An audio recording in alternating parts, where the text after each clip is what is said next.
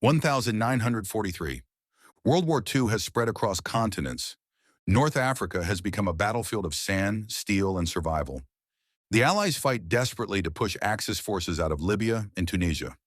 Airfields appear suddenly in the desert, temporary scars carved into the sand. One such base lies near Soluk, not far from Benghazi. Here, the U.S. Army Air Forces operate B-24 Liberator bombers -- large, long-range aircraft designed to strike deep behind enemy lines. They fly mostly at night. Navigation is difficult. Radio beacons are unreliable. Maps are incomplete. And the desert offers no landmarks, only endless sameness. Into this uncertain world arrives a brand new bomber, tail number 41-24301. Her painted name reads proudly, Lady Be Good. She is fresh from the factory, unscarred by combat. This will be only her second mission. Her crew consists of 9 young men, most in their early 20s. They joke, they smoke, they write letters home. None of them know that history will remember their names, not for what they destroyed, but for how far they walked. Inside the Lady Be Good are 9 lives, 9 stories. The pilot, Lieutenant William Hatton, calm and capable. The co-pilot, Lieutenant Robert Toner, methodical and optimistic. The navigator, Lieutenant John Waravka, burdened with guiding the aircraft through darkness using stars and dead reckoning. Radio operator Sergeant Guy Shelton, listening endlessly for signals that often never come. Gunners and crewmen, Sergeants Ripslinger, Lamott, Moore, Adams, and Hayes. Men who trust the machine and the men beside them. They know the risks. Bombers are shot down every night. Some crash into the sea, some vanish without explanation. But this mission feels routine. Target, Naples Harbor, Italy. Objective, disrupt Axis shipping. They board the aircraft just before sunset on April 4, 1943. Engines roar to life. The Lady Be Good lifts off into the darkening sky. None of them look back. Almost immediately, the mission begins to unravel. Cloud cover thickens over the Mediterranean. Formation breaks apart. Enemy anti-aircraft fire lights up the sky ahead. Confusion spreads through the bomber group. Orders are unclear. Eventually, the decision is made. The mission is aborted. Bombers turn back toward Libya. But the Lady Be Good is already in trouble. Navigation becomes guesswork. Radio contact is sporadic. Fuel consumption rises. Unbeknownst to the crew, a powerful tailwind is pushing the aircraft far faster and farther than expected.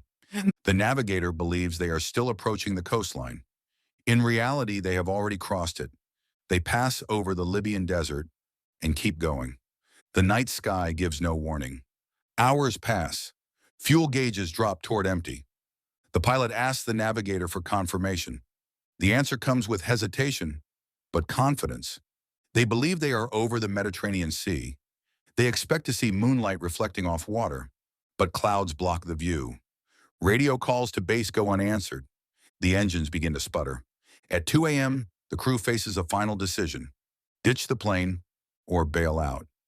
Landing without fuel in darkness seems impossible. They prepare to abandon the aircraft. Parachutes are clipped on. Final checks made. One by one, 9 men step into the void, believing cold seawater awaits them. Moments later, the Lady Be Good runs out of fuel.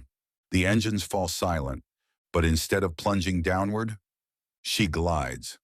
With no pilot, no crew, and no fuel, the Lady Be Good drifts gently toward the desert floor.